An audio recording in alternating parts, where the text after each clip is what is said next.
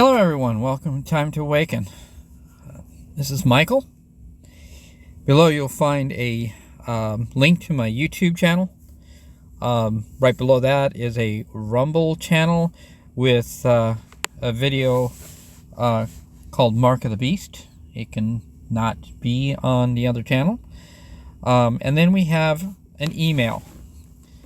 If you'd like to contact me, keep it civil. But otherwise, I'll be willing to speak to someone all about this kind of stuff. Okay?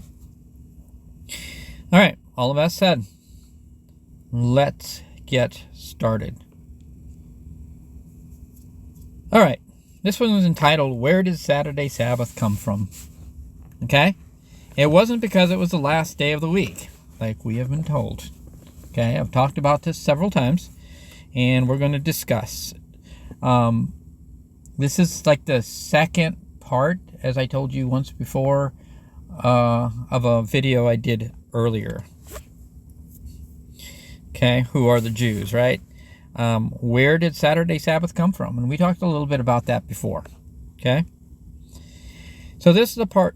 This is part 2, and in the first video, we realized that those who call themselves Jews today are not true Israelites. Okay. But because they're into, they began the land of Israel, and Israel was restarted, and they called themselves Jews. Okay, it's still a prophecy in the running, which is very interesting to me.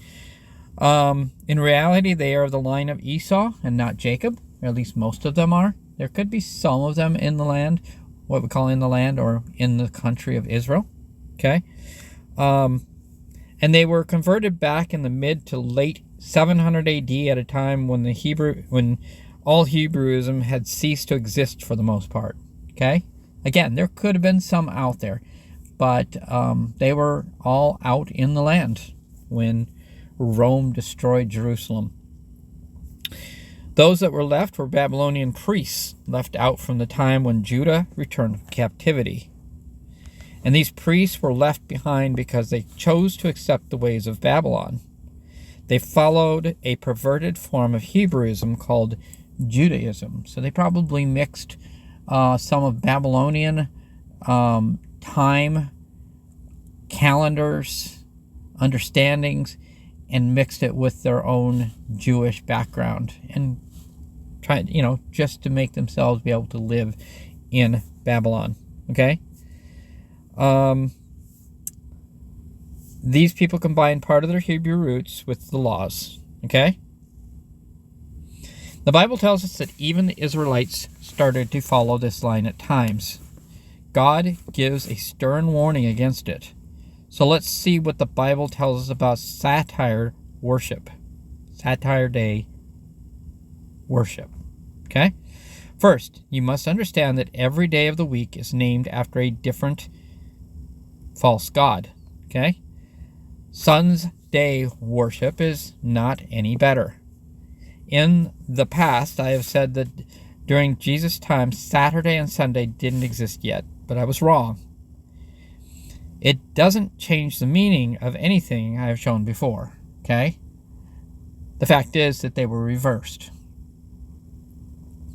The 7 or 8 day consecutive week did exist with names of the heathen gods on the Roman calendar. With that said, during a time from well before 600 BC all the way to 321 AD, Saturday was the first day of the week and not the last day of the week, so it could not have anything to do with the Sabbath. Got it? Just know that's just an absolute. What that means is that it was impossible for Saturday to be the Sabbath because Sabbath was on the last day of the week. So this fact really upsets things, doesn't it? Everyone worships on Sun's day because they are told that Jesus rose on the first day of the week. And they are told that that was Sun's day. Yet we just found out that during the time of Jesus, the first day of the week is Saturday. Interesting. And yet, neither is true.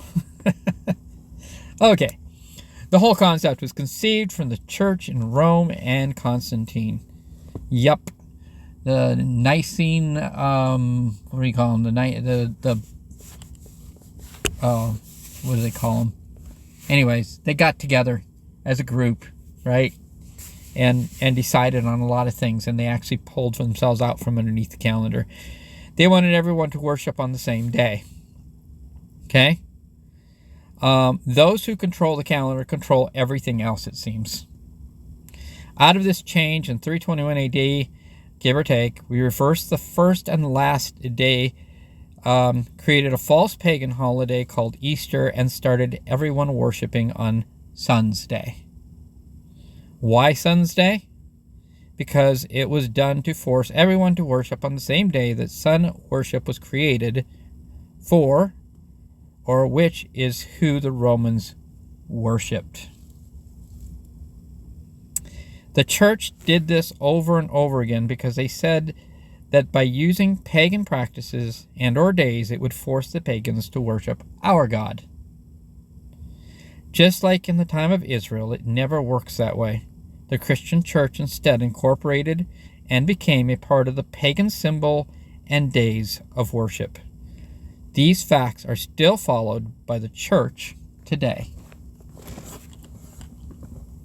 We can also now see that Saturday could never have been God's true worship day. As we shall see soon, Saturday is Satan's day, or Satire Day, or Saturn's Day.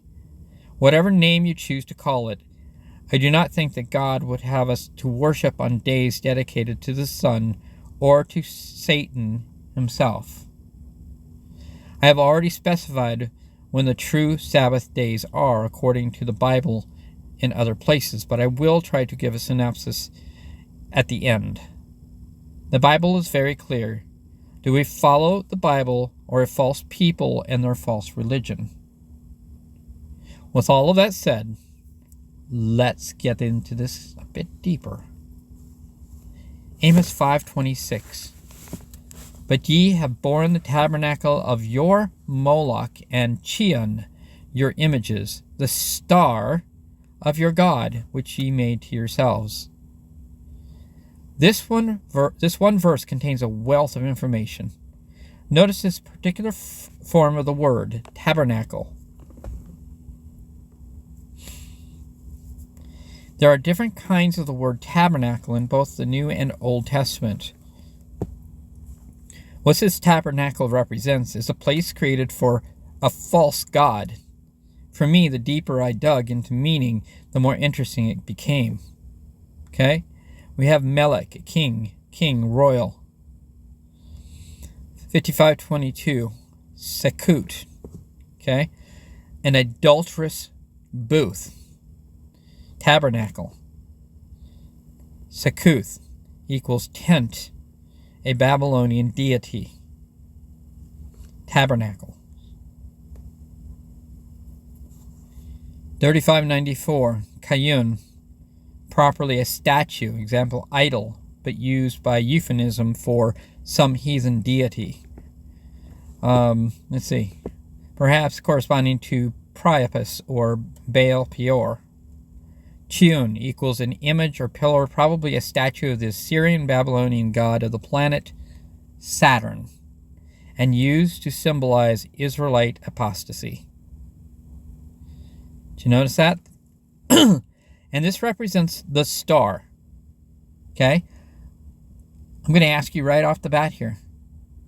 What country do we know of today that their flag symbol, their main symbol on their flag, is a big star? Yeah, think about that. The star was never part of Israel's background. This comes from a false god worship.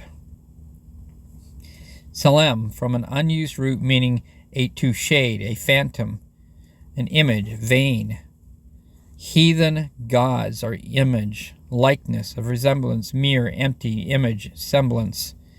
The star of your God. Planets are considered wandering stars. Okay?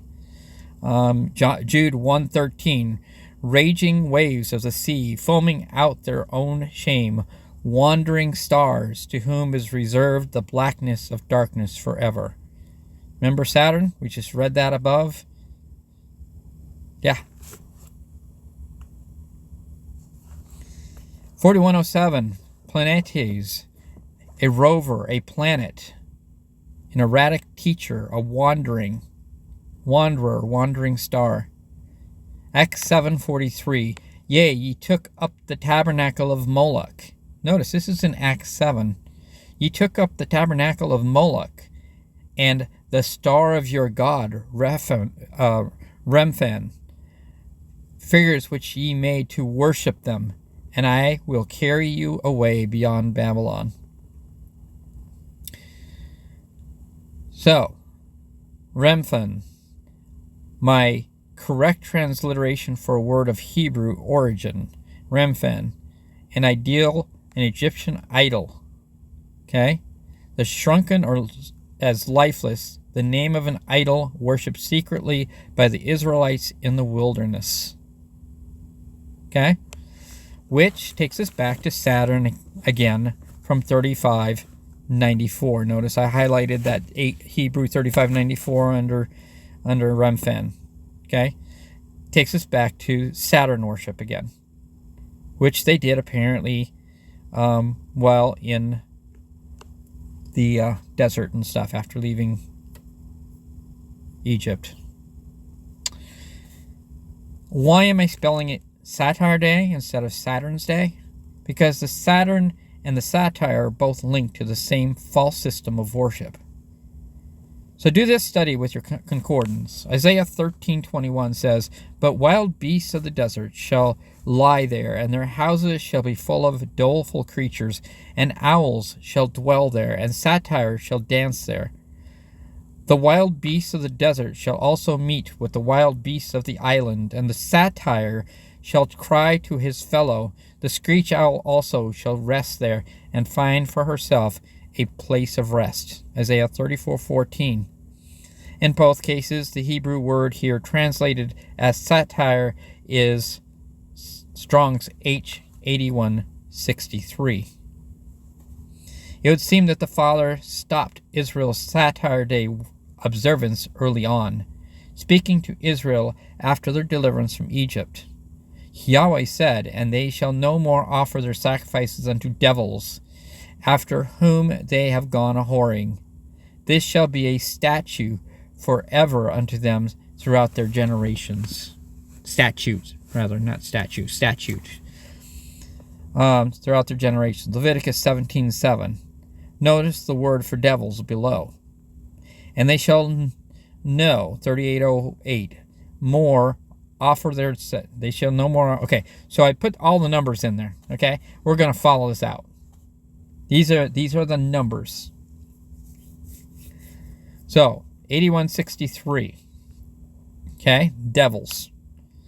Jeroboam and his sons were later cursed for leading Israel back into adultery. H8163 means satires. Okay, back into adultery. 2 Chronicles 11:15 says, "And he, Jeroboam, ordained 5975 him priests, 3548 for the high places, 11:16, and for the devils, 8163, and for the calves, 5695, which 834 he had made, 6213. 8163 is the same word here. Okay,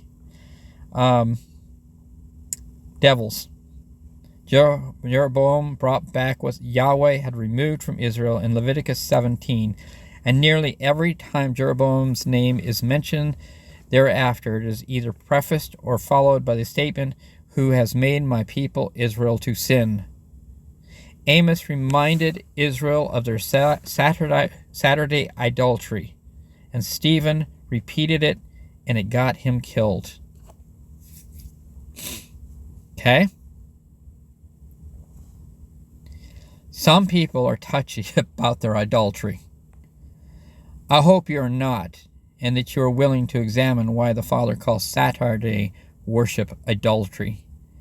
Saturday was not the seventh day of the week until 321 AD, when Rome adopted the pagan 7-day planetary week.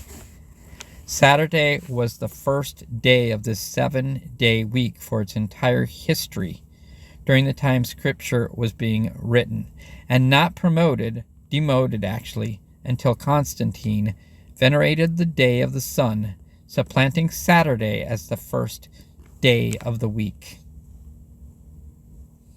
So here's a pencil sketch from a 1st century clay tablet calendar. Across the top, the days are inscribed as follows: Saturn's Day, Sun's Day, Moon's Day, Mars' Day, Mercury's Day, Jupiter's Day, Venus's Day. As the true Israel of Yah faded from the scene, scattered to the four corners of the earth, the Jews became more prominent. Let me share with you why I believe it is a good idea to examine the foundation of the day that most Sabbatarians call Sabbath. Watch for the bold blueprint font below, because at least one particular scholar does believe that Saturday worship or Saturday worship is linked to Saturn worship and worse, and he proves it very convincingly. Ever heard of a dual counterfeit? Only the enemies of Yahweh would accept an obvious counterfeit, but for the more elect, the adversary has a not so obvious counterfeit. How long halt ye between two opinions? If the Lord be almighty, follow him. But if Baal, then follow him. And the people answered him not a word. 1 Kings 18:21. Excuse me. Baal is the obvious fraud. But what about the Lord? Every time you read Lord or God in all capital letters in Scripture, the underlying Hebrew is Yahweh, the Creator's name. Baal means Lord in Hebrew. Baal means Lord in Hebrew. If Hebrew there is no deception, his name is Yahweh, which is how the Hebrew reads. But in English, there is no right answer from which to choose. Both mean Lord. Yahweh tells us to stop calling him my Lord, Hosea 2:16. Bali means my Lord. Quit calling me that, okay? Friends, what we have here is a dual counterfeit. One is obvious, the other not so obvious. So which day do you keep holy? Sunday, the current first day of the pagan Roman papal calendar? Or Saturday, the current seventh day of the pagan Roman papal calendar? I say current because these days there were not always the first and seventh days of the week, respectively, right? I keep saying this. I need people to understand. If you look through history, this is what you're going to find. So as a side note, I find it interesting that we pronounce the N in Woden's Day, Wednesday, but we don't for Saturn's Day. We have Saturday. Have you ever heard of a satyr? The cloven-footed, half man, half goat, the universal symbol of Satan himself. Okay? Sunday is the obvious fraud. Only the enemy of Yahweh would observe Sunday in honor of the pagan sun god.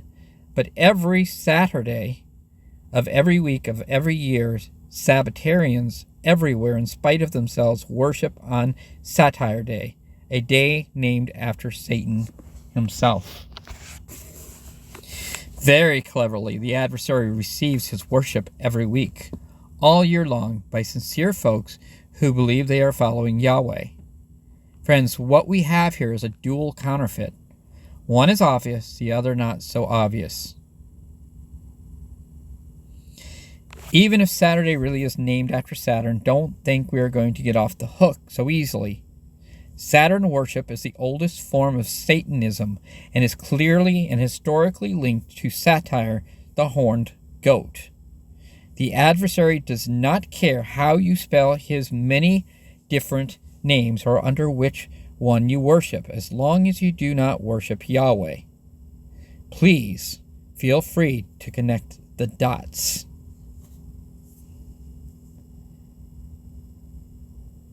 Satan or Pan is also called the horned god. Pan, a lusty satyr, half man, half goat, was given to every form of licentiousness and debauchery. Kronos, the father of the gods, for a certain wicked deed was called Titan and cast down to hell. Kronos is none other than Satan himself. Titan, or Titan, as it's sometimes spelled, is the Chaldee form of the Hebrew word Shaitan, or Satan, the common name for the adversary. In the region where the Chaldean mysteries were originally concocted, that adversary who was ultimately the real father of all the pagan gods, and who, to make the title of Kronos Saturn, the horned one, appropriate to him also, was symbolized by the Kerastes, the horned serpent. Horned goat, horned serpent, father of the gods. Kronos claims to be in charge of time. Chronos is where you get our word chronology, the study of time.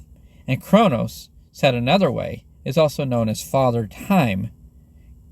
Q, scriptural support, Daniel 7:25. See also Isaiah 14. For thou hast said in thine heart, I will ascend into heaven. I will assault my throne above the stars of Elohim. I will sit upon the mount of the congregation in the sides of the north. I will ascend above the heights of the clouds.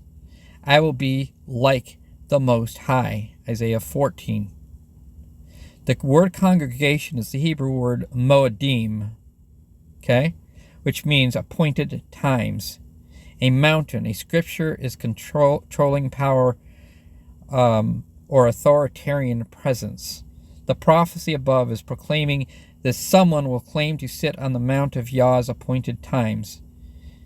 He is saying that he will control the calendar and the appointed times, and indeed he does, but only in the hearts and minds of his followers, having no control of Yahweh's calendar or appointed times. So the name of Saturn in Chaldee is pronounced Satyr, but as every Chaldee scholar knows, consists only of 4 letters, thus S-T-U-R. And this name consists exactly the apocalyptic number 666. Okay? The information in the bold blue font on the last 2 pages was gleaned from Alexander Hyssop's classic, The Two Babylons. All right, so let's kind of finally break this into its end, okay? Truth is a two-edged sword. If we're going to condemn Sunday, observance as worshiping on the venerable day of the sun, Saturday Sabbath keepers need to look in the mirror. Is worshiping on a day named after Satan any better? Saturday bears the name of our enemy. Fact. A counterfeit has to look a great deal like the original.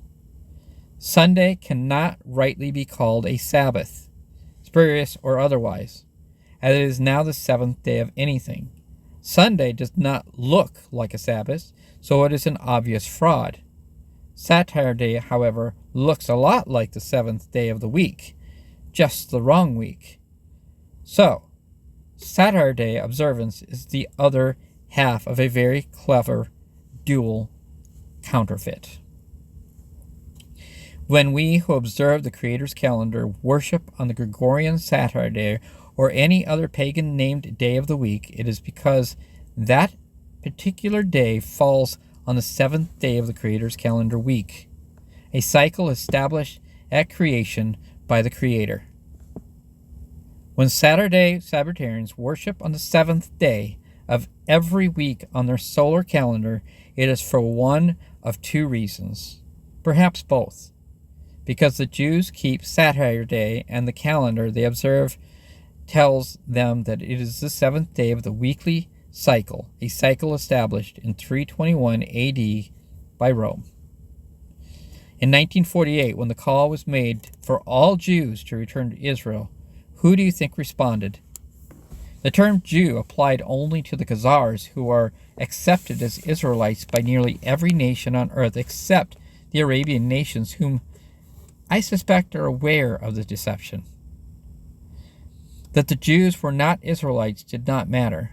They were the Jews. So Esau's descendants saw a golden opportunity to gain back their birthright, thought long stolen by Jacob and Israel.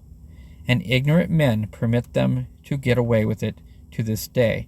If you listen to that video that I did about who they are, okay, I actually go into scripture that talks about that very fact, okay?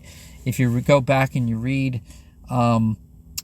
Jacob's blessing and then you look at Esau's blessing, it tells us that at some point Esau was going to take over at some point, okay? The Khazars, aka the Jews, who are not Israelites, had no problem going along with the powers that be, thinking only of making money and mixing with the local population. The Khazars adopted and retained their understanding of the seventh-day Sabbath, but this was the Catholic version of the seventh day, having accepted the Sabbath long after the Catholic Church had changed the calendar of the Roman Empire.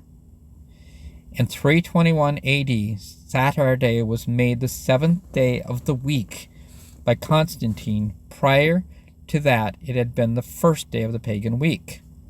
And all of the Roman Empire eventually accepted this calendar, including the Khazars, some 4 centuries later. So it had already been changed in 300. They accepted this Judaism concept in 700 something, right? What was it? 7? Yeah, whatever. And so it was already in place, okay? Just like the name Jews didn't come until just before the King James Version of the Bible was written. And so it just got written into the Bible using those terms, okay? So here are the other options. All the Jews had available to them was the corrupted Hillel II version of the Hebrew calendar at best. Worse still, they had the calendar of the Babylonian rabbis and their half-pagan religion, Judaism. At worst, they fully adopted pagan planetary week enforced by the Catholic Church. And it all points to the same thing. The Jews who are not Israelites have never had the true Sabbath. So looking to them is an exercise in futility. I keep saying that in all my videos. Quit looking at their calendar because it's all a false calendar. Jewish author Aviator Zerubbabel, in his book, The 7-Day Circle, The History and Meaning of the Week, observes that the Jewish and astrological weeks evolved quite independently of one another. However, given the coincidences of their identical length, it was only a matter of time before some permanent correspondence between particular Jewish days and particular planetary days would be made. A permanent correspondence between the Sabbath and the day of Saturn was thus established. Sometime later than the first century of the present era, Jews even came to name the planet Saturn Shabtai, after the original Hebrew name of the Sabbath.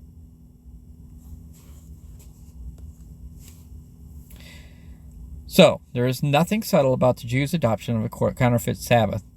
It is well documented. Scripture says that the Sabbath is regulated by either the sun or the moon. Okay? Actually, it's the sun and the moon. Saturday Sabbatarians who hate the lunar calendar believe that this light must be the sun. Can they prove this? They can try, but they won't go outside every morning and look at the sun as it is rising. If the Sabbath was regulated by the sun, they should be able to look at the sun, tell the difference between Saturday and the other days of the week, to look at the sun and tell if it is the Sabbath. But since they can't prove any of these things by looking at the sun, the solution is simple. They are looking at the wrong light. The only two choices in Genesis 1:14 are the sun or moon. By process of elimination, the moon is the only light left. Friend, Psalms 104:19 was written for a reason. See Isaiah 28:9 and 10, and then read Genesis 1:14 and Leviticus 23:1 through 3 again. Okay?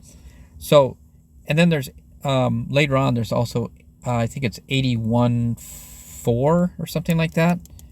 And you'll get a perspective as to what moon, the full moon, the dark moon, the sliver of a moon, what moon is the new moon, okay?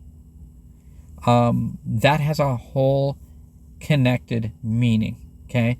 The word appointed, time appointed in that verse actually means new moon, okay?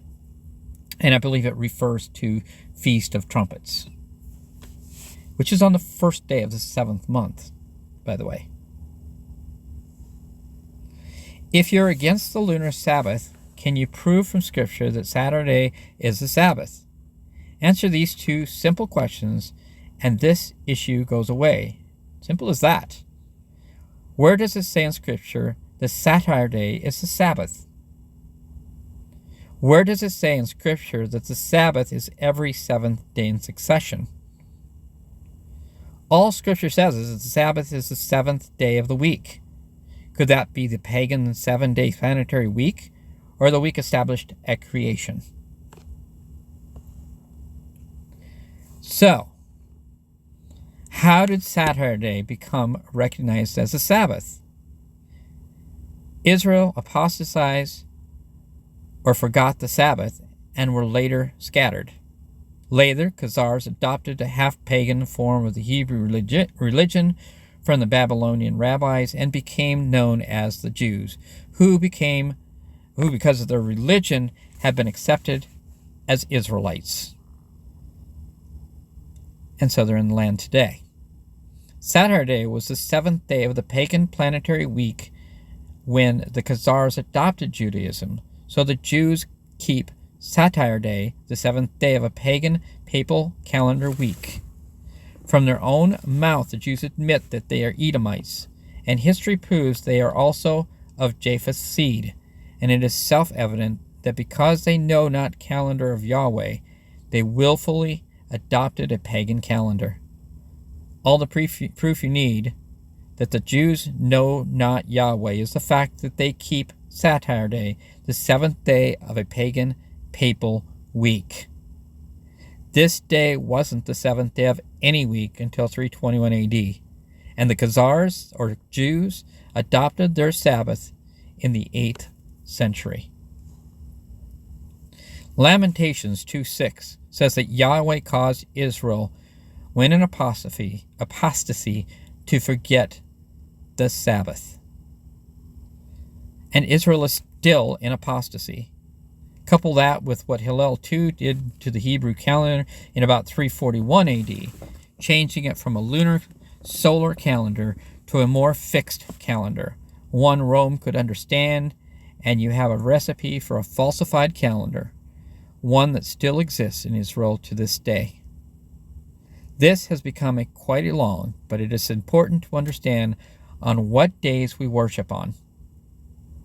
I have another teaching that defines what the New Testament says about Sabbath. Okay? In a nutshell, you may choose any day because what we call Sabbath in our modern day is not what God originally defined. And we are not under the law in that way. Defining God's calendar. The days are defined by the sun, the moon, and the stars together. Specifically, the moon defines the days, the months, the feasts, etc. The sun only knows it's going down. Psalms 104:19. We saw that a few minutes ago. He appointed the moon for seasons. The sun knoweth his going down. The first day of the month is a new moon day. It is not counted as part of the first week. This would make the 8th, the 15th, the 22nd, and 29th day the true Sabbaths. The Sabbaths are defined by each quarter of the moon cycle, and the 15th is always the dark moon day. These are always the day the Bible defines as Sabbath. For all 3 feasts we are to appear before the Lord. Each day and month is defined by the moon. You cannot define any different day of the year by the sun's light. It can only be defined by looking at the location of the moon in reference to the stars. A day starts at sunrise and ends at sunrise the next morning. See my video showing proving this from the Bible. It's a fact. The Bible tells us that the day starts at sunrise. Not at midnight, okay? And not at sunset the previous day. All right. So, let's see. I wanted to go back here.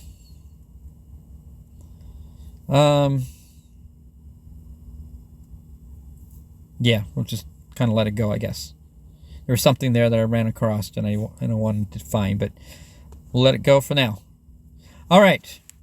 I have a whole video just about the calendar itself as I continue to find more and more information. From biblical, I found someone else who also found some of the same information, and so I combined his with mine and did a whole video all about strictly the calendar, okay, from the Bible. All right, so there you have it. So much deception. There's a lot of it, isn't there? People define their knowledge and belief in what they are told by the Jewish people, by their pastors or shepherds, right? And mostly through tradition, right? We see in the world today what it looks like today, and we define what we see in the world today and use that to define the biblical understandings. And it's been there for such a long time that the deception has been mortified into the Bible, mortified into our churches. It's there concretely, okay? And nobody even checks because they don't care. It just plays out. The deceptions. Read, study, pray, find the truth, okay? Time is short. Watch, people, because it's time to awaken. God bless everyone.